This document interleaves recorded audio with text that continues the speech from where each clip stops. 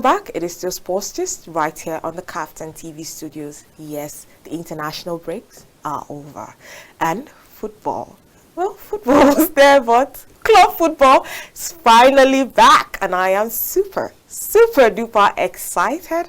And what a way to begin the weekend. Chelsea will be taking on Arsenal. Yes, someone is already smiling in the studio. I have my very good friend, Cyprian. Good afternoon. Welcome to Sports Gist. Good afternoon, and thank you for having us. Thank you for being here. And you look lovely, by the way. Thank you. I also have Kingsley. Good afternoon. Welcome to Sports Gist. It's my pleasure to be here once again. Are you adorning the Nigerian jersey? Yes. I think it's good to be a Nigerian today. All right. Yeah. I mean, we finally broke that jinx. We went 15 international friendly games without a win, and finally we got a win. So what a time to be a Nigerian. Yes, that's why I decided to make it the Friday to remember Nigeria. All right. But today we are not talking Nigerian football. We'll be focusing solely on previewing the weekend's game.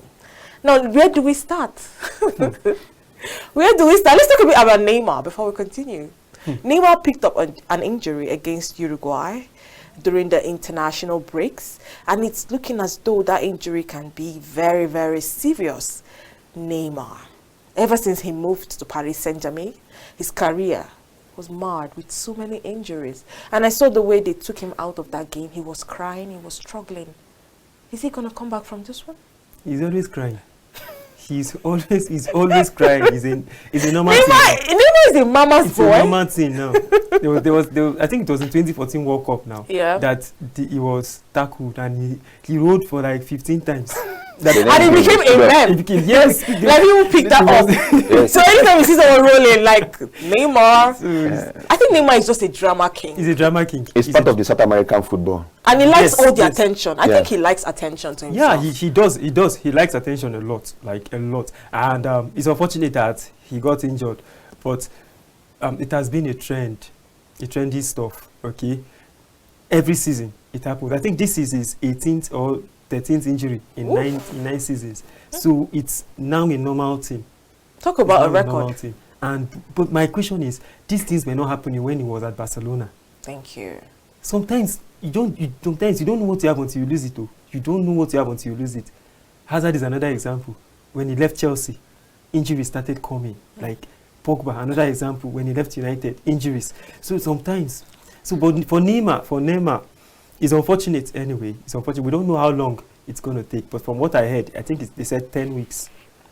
In 10 weeks' time, he's going to be back. But then, let's see how it goes. It's unpredictable. Now, you made mention of Hazard. Now, it brings me back to my attention that Hazard retired from football officially. And he seemed to be doing so well with the retirement. And it is paining us that are football fans more than him, who happens to have retired. And he has come out to say that he retired due to personal reasons. And he feels like when you are getting tired of something you've been doing, it's time to buy out. But I'm looking at him, 32 years, retiring from football. And it goes back to what you said. Sometimes you don't know what you have until you lose it. Now, I know it is every footballer's dream to play in the biggest stages. When I say biggest stage, play for clubs like Real Madrid and Barcelona of old. But sometimes, is it not better to be like the Paul Scholes of football? Yeah. Sometimes I think it's better to just be like Paul Scholes, Ryan Giggs. It's rather unfortunate for the likes of Eden Hazard at a time like this, because dating back to his Chelsea years, there's no fan that won't talk about Eden Hazard. But by and large, he went to Real Madrid seeking for greener pastures. I'm sure he would have told himself, if not for the name of the club, I should have remained in Chelsea. Thank you. So, but we expected that he should have retired before now. Yes, because the injuries kept coming. I mean, he couldn't play for even 1%. He never played in any El Clasico game. So that's the funny thing. And the games he came back, he didn't even look like a player. He was more than a shadow of himself. So at a time like this, I don't think there's any club he will be willing to succeed at this moment. Okay. And a lot what of was the Saudi Pro League? They were offers, but he said playing football was not all about the money. Okay. He played football because he enjoyed it. But then he was among the highest paid players in Real Madrid. He said he played football because he enjoyed it. That there were so many offers coming from Saudi Arabia. I remember Madrid wanted to terminate his contract last season, but he did not agree. Okay, and it has to be on mutual consent. Yeah. Okay, so but then he got many offers from Saudi Arabia and he turned them down.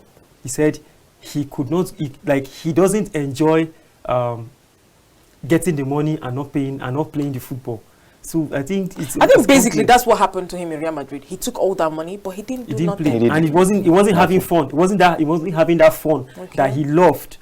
Okay, so that affected him both psychologically. He played in a charity match just this weekend, and he got 3 assists and 1 goal in that match. So he's still in the body. I think he still got it. He still has it. Just that, like he said, he's no longer having fun on the pitch. Competitive football is quite different from playing a charity match anymore. Yeah, you know. True. I think he has weighed his options and he has discovered that I think it's time to call it quits. But while still sticking with Neymar, there was a time Neymar. I still talk about Neymar because it really hurts that Neymar didn't really give us what we thought. You know, when he came to Barcelona, he came with so much drama, controversies here and there, money saga, golden boy, all the attention on him. But it just didn't gel, it didn't work.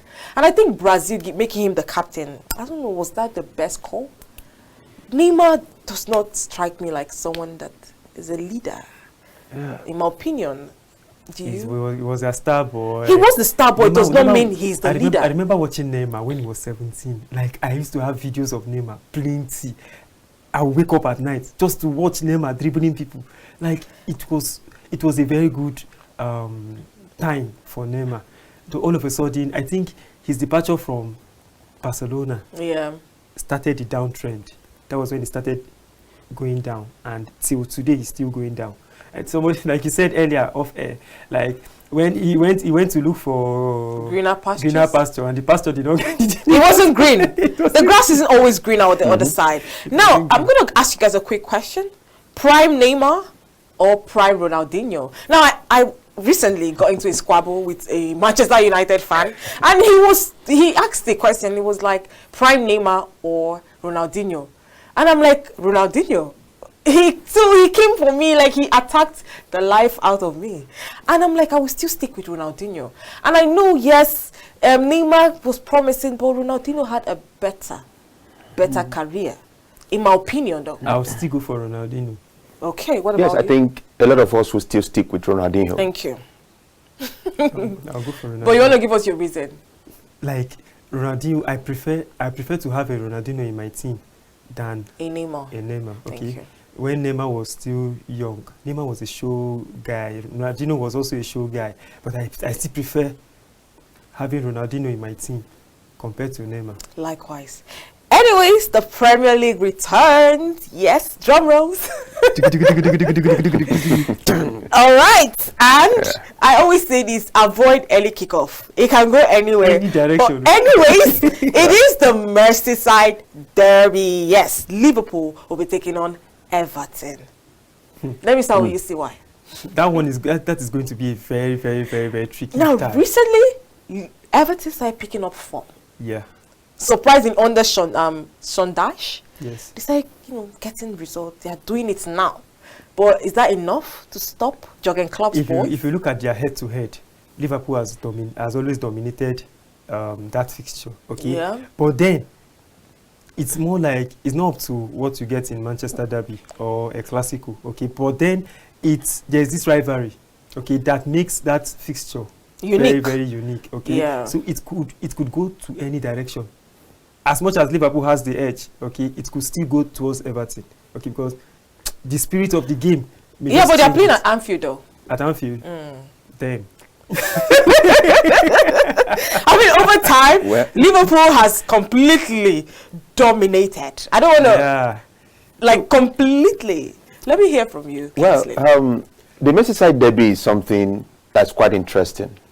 And the early kickoff is also making it all the more very interesting. And I'm really excited about that one. Everton are finding good form. Like I told my good friend French during the outside of had a conversation. I told him, I said, Everton has become quite unpredictable. Yeah. And Liverpool is also coming from the background where they're now looking at, we're trying to pick good points, trying to make sure that we come back to where we ought to be in the table. Yeah. But Everton, some unpredictability with them. But still, I still give it to Liverpool. There's something I want to add. Okay. Do you know that coming back from international break is actually very dangerous? Yes. Usually, when there's international break, that weekend, you get a lot of surprising results. Now, most especially because these smaller teams, they don't have international players that go to play for the national teams. Yeah. Yes. So they still train. Okay, but for the big boys, they have more players going out to play for their countries. And then by the time they are coming back, they will return by Wednesday. You really have Thursday and Friday to prepare and plan for that Saturday game. Okay, so most times that is why we see a lot of shocking results just after international break. That is why somehow I still feel a surprise could be like Everton could pull up a surprise. Okay, so let's just say Everton is going to be giving Liverpool a run for their money tomorrow. Definitely. Let's hope so.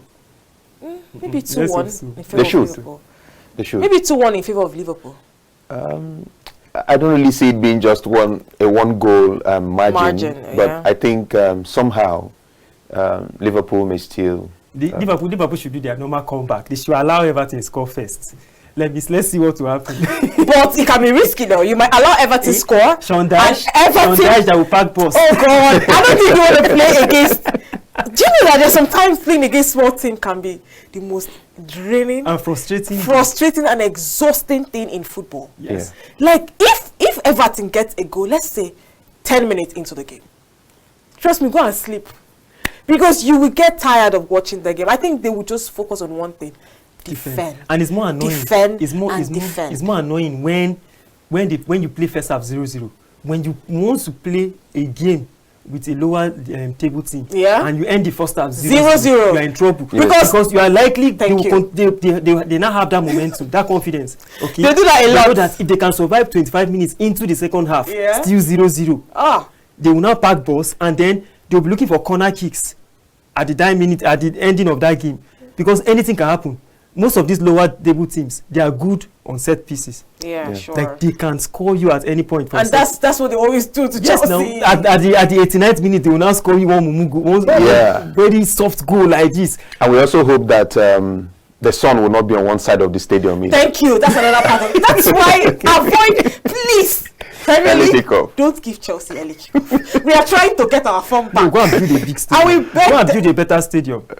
Yes, speaking of better stadium, Chelsea are looking into building a good, bigger 70,000 capacity stadium. Yeah, they should go and do but they've said that like a couple of years ago, so we are still waiting. Up to now, it's still paperwork. Yeah, maybe on that third bully, it will eventually come. I think it's one of the agreement that was made when he was taking over the club. Oh, I think that's an open development. So there should be some expansion. Yeah, there should. A lot of clubs, big clubs are expanding their stadium. I mean, I think Leicester City has a bigger stadium than Chelsea. So Chelsea yes, I think that. Capacity for Stamford Bridge is around 41,000. 41,000. That's not good enough now. Even Liverpool, I think they should start looking. I mean, have you seen Real Madrid's new stadium? Chelsea should do better. Anyways, we talked about packing the bus. Yeah. Now it took me back to 2013, 14 thereabouts, when Jose Mourinho was the coach of Chelsea. King of bus. No, we know Jose Mourinho. He's the king of packing the bus. I think that's like his pattern of football that really works for him. Anyways, I remember this particular game. We were playing against West Ham. And that season was not even good for Chelsea because we've been struggling. They eventually sacked Jose in December after we lost to Leicester City. I remember vividly. But that particular game, we played West Ham. West Ham held us. We wanted just one goal. Like, it was as though there was walls built. The walls of Jericho. And I was sitting, I remember watching that particular game because Chelsea has struggled so much. I said, please, just make one mistake. They didn't budge. They didn't shake. And it made Mourinho make that famous comment when he talked about some clubs playing 1920 football. So I hope it doesn't repeat itself tomorrow. Anyways, moving on. Bournemouth will take on Wolverhampton. Brentford will take on Burnley. And another big game. Manchester City will take on Brighton Hove Albion. Where do we start? Let's start from you, Kingsley. Well, Pep Guardiola have, jokingly or not, he did come out to say that De Zerbi would succeed him at Man City. And maybe there's something he saw. No, that's a big statement. Yes, quite a very big statement. Yeah. And we must give credit to De Zerbi because he's doing something quite interesting at Brighton. Okay. For the club to be among the top 10 is something to envy. Sure. And last season also they also made a statement, and they're in Europe as well, doing something quite interesting. So for me, it would be, I just want to see how Brighton would hold play. They have some good, they play some good flowing football, and they don't have much names per se. But they try to blend among themselves, and they have some understanding. There's a name that rings the bell, though. The Asian guy. Mitoma. Yes, now that's a name. Before he came to Brighton, he was unknown, very unknown. Okay, I think it is his performance in Brighton that is earning him that reputation. Attention. Okay, so they have a very good recruiting system. Okay, they have their scouts. They know when to look at these players, okay, and I think they have a way of going deep into knowing what is obtainable in some of those contracts, those people's contracts, and knowing when to go for them. Yes. I think they are adopting the Man City kind of transfer business, okay, where you plan like 2 years ahead, okay, where you plan like 2 years. You know the players you need this season and the players you will need in 2 years' time. Yes. So they have a good system, a good relationship between the sporting director and the coach, okay, and then they have one vision. When you have all these things in place, you have everything going for you. So I think at the moment, he's one of the best in the Premier League, one of the best. Yeah, he is playing good football. So he can succeed Pep Guardiola in Manchester. That is a very big statement to make. Very big big statement to fit into. Very very big. Because we've seen there are people that are meant for, they are big fishes in a small pond. Tank, yeah. But when you bring those big fish and put them in a bigger pond, it might not work. And I'm talking about De Zerbi, the case of Graham Potter. He was doing so well for Brighton. Yes. He came to Chelsea and we struggled. I don't want to believe De Zerbi is Potter, but these things can happen. Yes. Even we saw it with David Moyes when he was doing so well at Everton. When he came to Manchester United, he struggled. Now he's back with a middle table team and he's doing well. So like there are some people are meant to be there. Yes, exactly. So it's just like that. It's just like that. So I think De Zerbi should be allowed let him develop more. Yes, let him just be there for now. Just 5 more years. Yeah. 5 more years. It's too much. It may not be too much. It may not be too much. It took Pochettino how many years with Southampton? I mean, come on. So what are your predictions for Man City Brighton? Let me tell you. Well, Man City would not want to have a third defeat. Yeah, sure. And like you said, coming back from international break, and I think the coach would have told his players, "Hey, we can't afford to drop points to Brighton." So I still give it to Man City. By and large, Brighton may give them a good run for their money, but I still give it to Man City. Brighton may score first, in any way.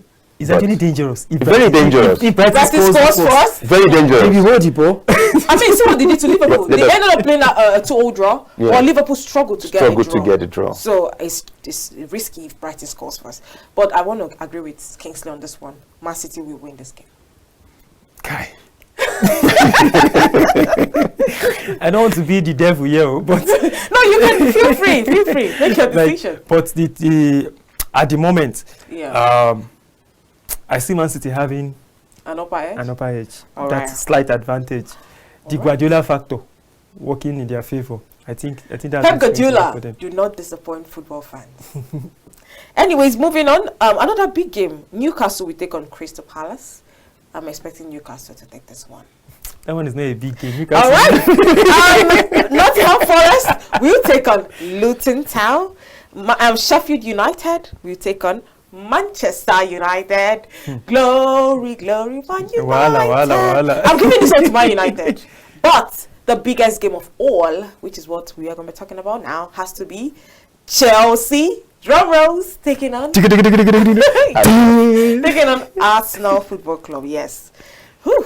Wow. Where do we start? Wow. I mean, they met 2 times last season, and it was not good for Chelsea. It wasn't. Over time, Chelsea has struggled to beat them all. No, generally, the tide has changed. Last season it was generally bad. It? Yes. Last season was generally bad for Chelsea. There's a video I saw, was it posted by Premier League or so? Chelsea, the good old days when Chelsea used to beat Arsenal. Yes, there was a time they went like 6 consecutive games, 5 consecutive games without a loss. Arsenal was our baby. We used to beat Drogba has had 12 goals. He likes Arsenal. He scored 12 Arsenal goals does not like Arsenal. playing against Chelsea. I know it's a London derby, but they don't like that name Chelsea. It's a London derby, but at the moment, I think Chelsea for the past 2 to 3 months just won 3 consecutive games for the first time. So I think they are gaining momentum, but this fixture is too early for them. They are still trying to blend in, okay, with themselves. But for Arsenal, they already have a structure, a style of play. Yeah.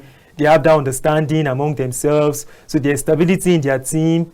Chelsea, Pochettino may decide to rotate because he's still experimenting. Now, if he rotates, who is likely to start that particular game for Chelsea? Wow. Enzo, definitely. No, that one is but Jackson is back. Who? Jackson is also going to start because he doesn't have another alternative. Yeah. Okay, Nkunku is still injured. So Jackson, Enzo, that one constant. Then we have Chilwell if he's fit. Is he? He's not fit. So then there's Colwill anyways. Colwill will definitely start. Okay, then Sanchez in goal. Sanchez in goal. Disasi just came back from injury. Yeah. So from what I heard, Golden Boy James, now. From what I heard, saying the Golden Boy's name. I forgot to sign him for 120. Was it 110 million? Casido. Yes, please. Just make sure that name. It's best not to mention him so that he doesn't make a mistake. So it's better to allow him rest. Yeah. So I wish your Chelsea wins, but it's really going to be a super Saturday for me to watch, just to sit and relax and see Chelsea. What can Chelsea do to win that game? Back boss. Most definitely, Arsenal is going to play more fluid football than Chelsea. No, Arsenal plays good football. Brilliant football. You see the way they played Man City? Yeah. From the word go, you knew that Arsenal came to the party. So Chelsea must come to the party if they need to win. You can't pack the bus against Arsenal tomorrow and you expect to get a victory.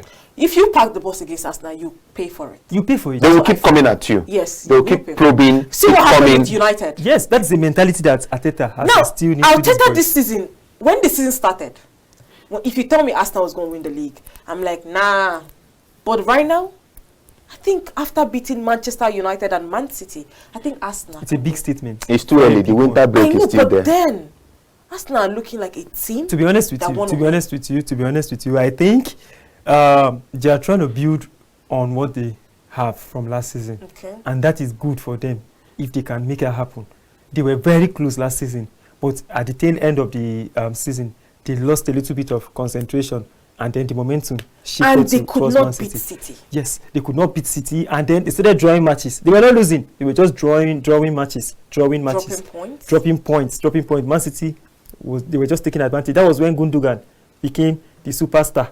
Gundogan was just scoring goals anyhow that time. So that's the experience that Arsenal lacked. Gundogan is no longer there. He's no longer there. They have De Bruyne. De Bruyne is coming back very soon. Now, if they can be playing like this without Kevin De Bruyne, what will happen when he comes back? Because we all know that when De Bruyne returns, he will always make a difference. Yes. He is. So if they injuries too can mar your career.